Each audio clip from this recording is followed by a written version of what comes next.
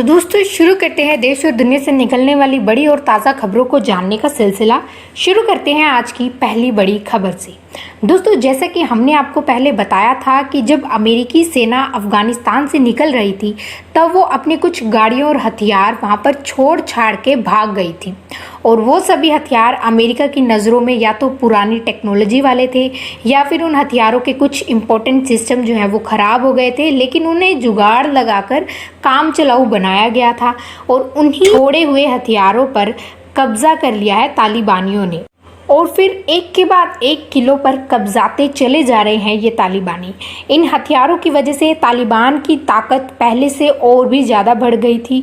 उसी ताकत को देखते हुए भारत समेत पूरी दुनिया परेशान थी, क्योंकि तालिबानी पहले अफगानिस्तान पर अपना कब्जा बनाते और फिर धीरे धीरे अफगानिस्तान के साथ लगते देशों पर हमला कर उन्हें कब्जाने की कोशिश करते।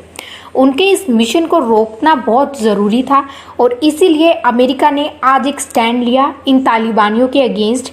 अमेरिका ने तालिबानियों के खिलाफ एयर स्ट्राइक की और इस एयर स्ट्राइक में अमेरिका ने ज़्यादातर उन्हीं गाड़ियों पर निशाना साधा जो अमेरिका की सेना उन्हें छोड़ गई थी। और इस एयर स्ट्राइक की स्टार्टिंग में अमेरिका ने सबसे पहले अपने ड्रोन का यूज़ किया और इम्पोर्टेंट इन्फॉर्मेशन जो है इकट्ठी की और फिर अमेरिका ने अपने बॉम्बर्स भेजे और ये बॉम्बर्स लगातार बॉम्ब गिराते जा रहे हैं। और दोस्तों खाली गाड़ियों के साथ साथ ये उन गाड़ियों पर भी निशाना साध रहे हैं जिन गाड़ियों में तालिबानी सवार हैं।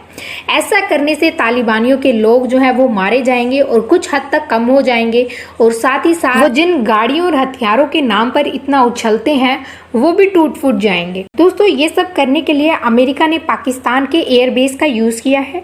और दोस्तों हमने आपको पहले एक खबर में बताया था कि पाकिस्तान ने अमेरिका को मिलिट्री बेस बनाने के लिए साफ मना कर दिया था और मना करने के बाद भी उनके एक्सपर्ट इमरान खान को समझाने में लगे हुए थे कि उन्हें मना नहीं करना चाहिए था और अमेरिका का दुश्मन बनने की बजाय दोस्ती का हाथ आगे बढ़ाना चाहिए था। लेकिन इमरान खान को अच्छी बातें तो समझ में आती नहीं हैं। अमेरिका ने पाकिस्तान से कोई परमिशन नहीं मांगी एयरबेस यूज़ करने के लिए। पाकिस्तान इस पर कुछ नहीं कर पाया क्योंकि वो जानता है कि भारत तक उसे धूल चटा सकता है तो अमेरिका तो उसे घाट घाट की धूल चटा सकता है। तालिबान अपने मरते लोगों और गाड़ियों को देखते हुए डर गया है और उसने अमेरिका से कहा है कि आप गलत कर रहे हो, आपने हमारे समझौते के बाद भी ये कदम क्यों उठाया? आपने हमें वादा किया था कि आप चुपचाप यहाँ से चले जाएंगे और हमारे मामले में नहीं पड़ेंगे, लेकिन आपने हम पर ही हमला किया, हमारे बीच हुए एग्रीमेंट को तोड़ा है। इसके बाद हम भी आप पर हमला करने पर मजबूर हैं। लेकिन अब इन तालिबानियों की बुद्धि को कौन समझाए कि समझौते में सिर्फ एक पार्टी अपनी शर्त नहीं रखती बल्कि दूसरी पार्टी भी अपनी शर्त रखती है। और सबसे पहले तालिबानियों ने ही इस शर्त, इस एग्रीमेंट को तोड़ा है। दोस्तों आपको बता देते हैं कि आखिर बदले में अमेरिका ने क्या शर्त रखी थी। अमेरिका ने शांति वार्ता का कहा था कि उनके जाने के बाद वो अफगानिस्तान की सरकार पर हमला नहीं करेंगे, बल्कि उन्होंने इस एग्रीमेंट को तोड़ा और साथ ही साथ बाकी देशों को भी धमकी दी। ऐसे में अमेरिका भी इस एग्रीमेंट को क्यों माने, इसलिए इन भूखे शेरों को रोकने के लिए अमेरिका को मैदान में आना ही पड़ा।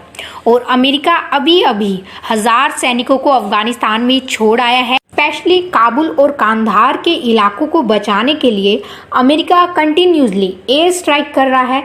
ऐसे में तालिबान बेशक जड़ से ख़त्म ना हो, लेकिन उनकी रफ्तार जो काफ़ी तेज़ी से हो रही है वो जो है स्लो ज़रूर हो जाएगी। तो दोस्तों आपका क्या कहना है, क्या अमेरिका ने सही किया या गलत? कमेंट बॉक्स में ज़रूर बताइएगा। अब चलते हैं अगली बड़ी खबर के ऊपर।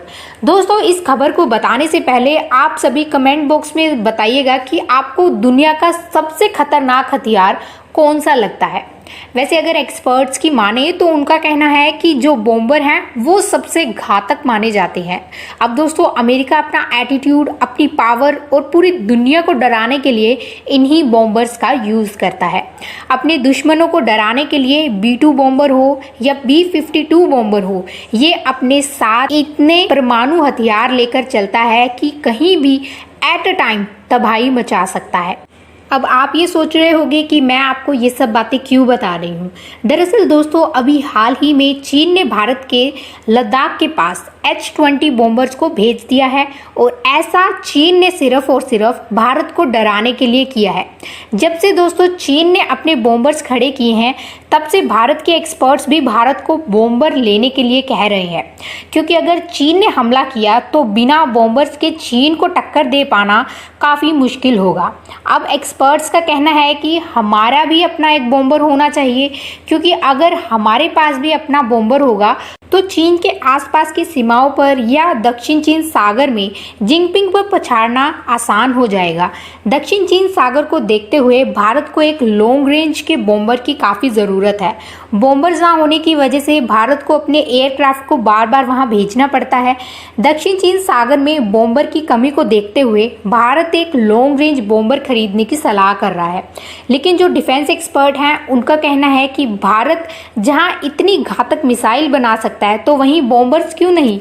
जब ये लॉन्ग रेंज बॉम्बर बन जाएगा तो भारत इसे और भी सेक्टर्स में यूज़ कर पाएगा और इसे अपडेट भी करता चला जाएगा। बॉम्बर को बनाने में अभी काफ़ी समय लगेगा और चीन को देखते हुए बॉम्बर भी चाहिए ही चाहिए। तो ऐसे में या तो भारत अमेरिका से एडवांस टेक्नोलॉजी वाला कोई बॉम्बर खरीद ले जिसका तोड़ चीन के पास ना हो, लेकिन भारत कभी ना कभी तो अपना बॉम्बर बना ही लेगा। तो ऐसे में इतना खर्चा क्यों करना। अब खर्चा भी ना हो और बॉम्बर भी चाहिए, तो ऐसे में भारत लीज पर बॉम्बर लेने की सलाह कर रहा है, तब तक जब तक कि भारत अपना बॉम्बर नहीं बना लेता। ये खबर सुनकर चीन परेशान हो गया है, क्योंकि उसने अपने दिमाग का यूज़ करके पहली बार भारत को डराने की कोशिश की, लेकिन उससे न तो भारत डरा और उल्टा उसके ऐसा करने से भारत अपना बॉम्बर बनाने की सोचने लगा है। चीन ये बात अच्छे से जानता है कि भारत जो ठान लेता है वो करके भी दिखाता है। तो दोस्तों, आपको आने वाले सालों में बॉम्बर से रिलेटेड न्यूज़ देखने को ज़रूर मिलेगी, और जब देखने को मिलेगी तो आपको कैसा लगेगा, आप खुश होंगे या ना खुश होंगे, कमेंट बॉक्स में ज़रूर बताइएगा। और साथ ही साथ दोस्तों, ये ज़रूर बताइए कमेंट बॉक्स में, क्या भारत को अमेरिका से बॉम्बर खरीदना चाहिए या लीज पर लेना चाहिए या फिर अपना खुद का बॉम्बर बनाना चाहिए। कमेंट बॉक्स में ज़रूर बताइएगा। अब चलते हैं अगली बड़ी खबर के ऊपर। दोस्तों, चीन का समय बहुत बुरा चल रहा है, और वो भी तब से जब से चीन ने पूरी दुनिया को कोरोना जैसी बीमारी दी है। पहले चीन के एक डैम के टूटने की संभावना आई, और फिर गैस लीक होना, और फिर फ्लड आना, ट्रेड रुकने की वजह से बिलियंस ऑफ डॉलर्स का नुकसान होना। अब एक और बुरी खबर चीन से ही निकलकर आ रही है, और चीन हमेशा की तरह इस बात को छुपाने में लगा हुआ है। दूसरे देशों को परमाणु युद्ध की धमकी देने वाला चीन आज खुद ही मुसीबत में है। दोस्तों, चीन का तेसान न्यूक्लियर प्लांट है। ये प्लांट चीन और फ्रांस की कंपनी ने मिलकर बनाया है, और इस प्लांट के 70% शेयर चीन के पास हैं और 30% शेयर्स जो है वो फ्रांस के पास हैं। इन शेयर्स की परसेंट को देखकर आपको पता लग ही गया होगा कि ज़्यादा कंट्रोल, डिसीजन, प्रॉफिट, प्लान्स सब में चीन की हिस्सेदारी ज़्यादा होगी। इसलिए चीन फ्रांस की बातें मानना तो दूर, सुनता तक नहीं है। रिपोर्ट्स के अकॉर्डिंग इस न्यूक्लियर प्लांट से काफ़ी सारे रेडियो एक्टिव पदार्थ लीक हो रहे हैं, और ये इतना ज़्यादा बढ़ गया है कि उस इलाके में पक्षियों तक का सांस लेना मुश्किल हो गया है। फिर भी चीन इसे पूरी दुनिया से छिपाने में लगा हुआ है और इस प्लांट को बंद भी नहीं कर रहा है। चीन इस प्लांट के लिए कह रहा है कि बस मामूली सी लीकेज है और इसकी जड़ें हमें मिल भी गई हैं, ये जल्द ही ठीक हो जाएगा। जबकि हालात ऐसे नहीं हैं जैसा चीन बताने में लगा हुआ है। हालात बद से बदतर हो चुके हैं। फ्रांस चीन को इस प्लांट को बंद करने की सलाहें दे रहा है, लेकिन चीन फ्रांस की बात मानने को तैयार नहीं है। अगर चीन के उस एरिया में हालात ऐसे ही बिगड़ते रहे तो वहाँ के एनवायरनमेंट बहुत ज़्यादा जहरीला हो जाएगा। वहाँ प्लांट्स तक नहीं उगेंगे, लोग तक नहीं खड़ पाएंगे, और इसका प्रभाव लंबे समय तक देखने को भी जो है मिलेगा। जिनपिंग को अपने चीन की चिंता कर ऐसे तबाहियों को छुपाने की बजाय पूरी दुनिया को बता देना चाहिए। ऐसा करके उसे बाकी देशों से मदद और साथ दोनों मिलेगा। तो दोस्तों, आपका क्या कहना है इस बारे में, कमेंट बॉक्स में ज़रूर बताइएगा। आज की इस वीडियो में बस इतना ही था।